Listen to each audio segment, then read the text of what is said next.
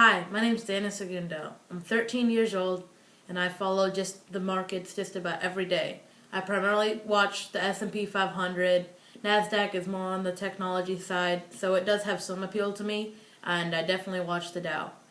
Some of my investment heroes include Warren Buffett and definitely Benjamin Graham. I think the forefather of value investing, which is my concurrent specialty. I definitely believe that understanding how they invest is crucial to any growing investor. And right now, I'm actually, as a matter of fact, I'm reading Benjamin Graham's book, The Intelligent Investor, which has just been very influential to my stock portfolio.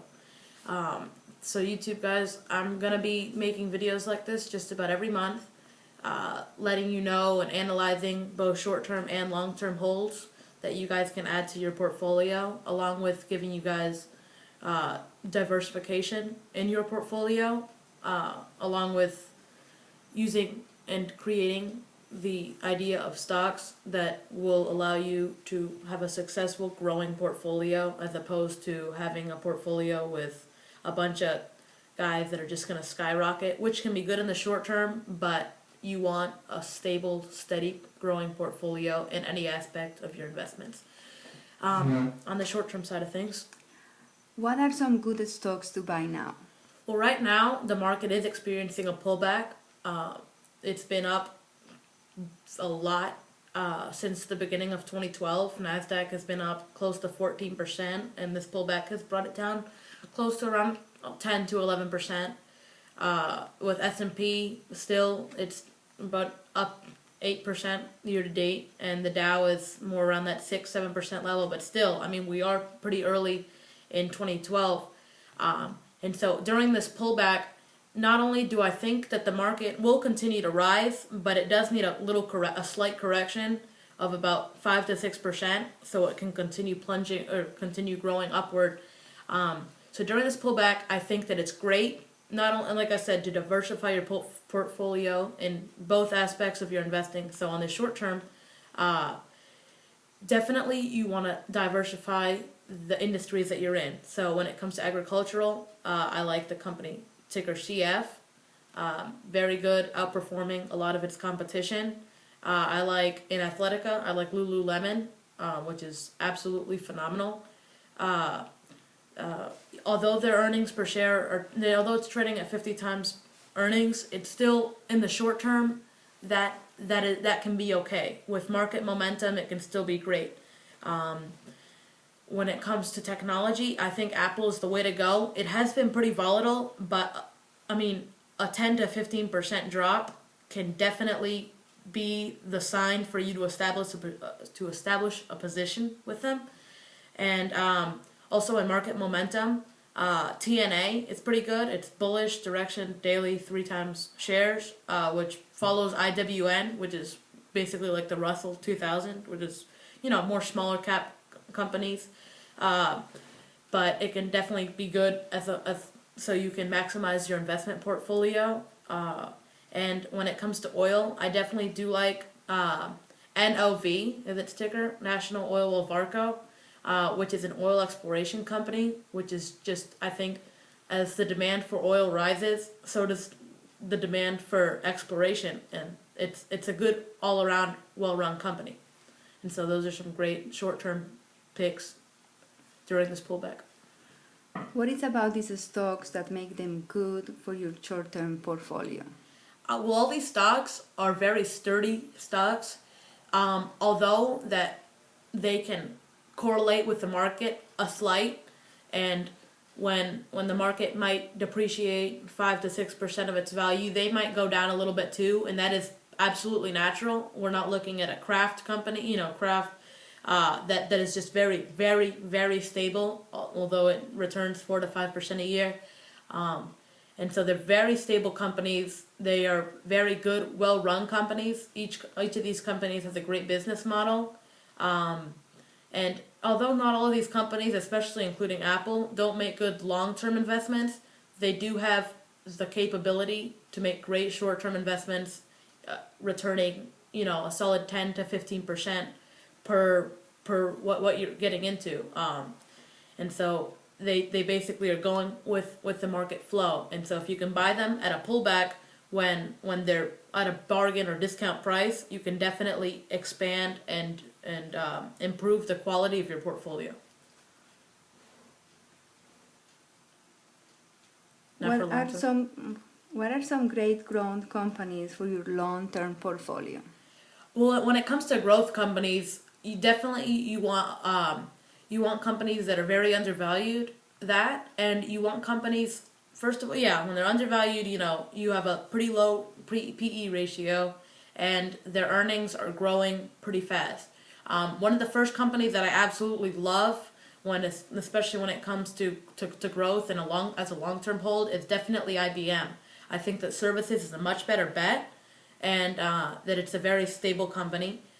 Next, I definitely love Walmart, as it has a great business model, around 2.2 million employees, great growing earnings per share, and it's very undervalued. It's only trading at like 13 and a half times earnings, which is, for a company that good and in this type market of very bullish views, you'd think that people would be paying much more for a company like that.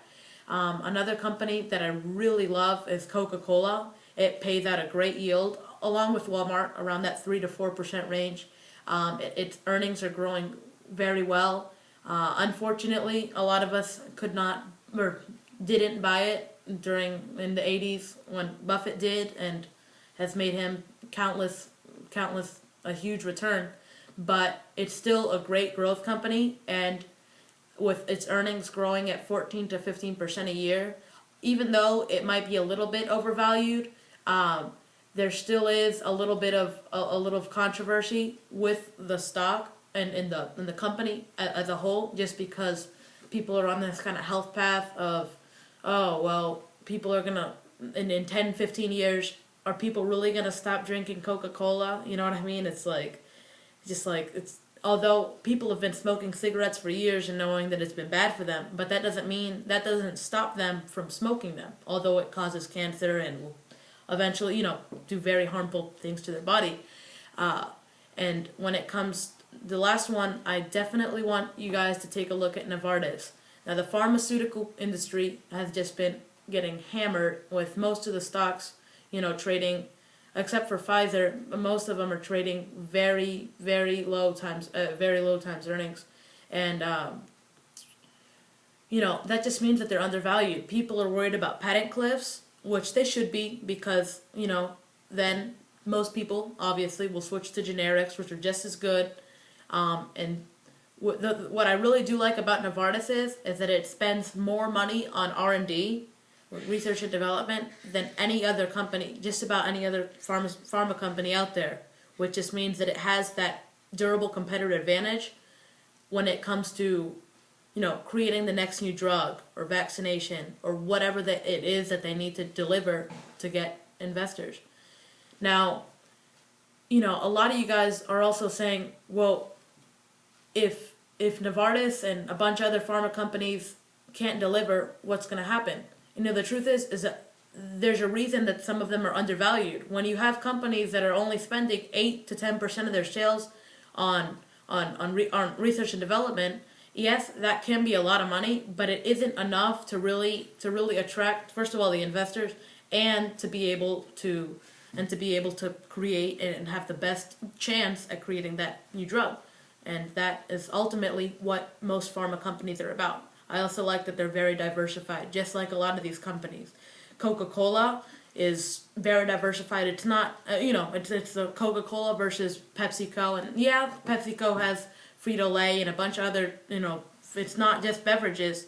But I definitely do like Coca-Cola just because of its definitely great earnings, growing earnings, absolutely phenomenal. It does pay out a great dividend.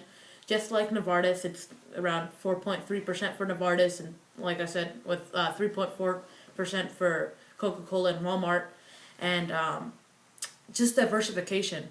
And that's one of the best things that a company can have, because it can't get attacked only in one aspect. You know what I mean? So that's that with Coca-Cola. For IBM, the business solutions is absolutely great, because as more businesses open, you just take a look around next time you guys go to Walmart or next time you guys go to most stores. I'd say like 85-90% of the time they're using IBM software, which is just great, which means as the economy grows, so does IBM. And lastly, with Walmart, it's just they're going to continue to open more stores. A lot of you guys also will probably say, well, Walmart or Costco or maybe even Target. And especially, I think it's definitely between Walmart and Costco. The thing is, Costco does have a pretty good business model, but the thing is, it's trading at like 25 times earnings. So when it comes to a long-term hold and perspective, you don't want a company that's so overvalued. You know what I mean? It's good. That's where the real money is made, when companies are undervalued and that there's a lot of controversy within them. Thank you guys for listening. Please subscribe to my channel, as I will be posting a lot of videos. And just hope to hear you guys, leave some comments, and hope to hear from you guys in the future. Thank you.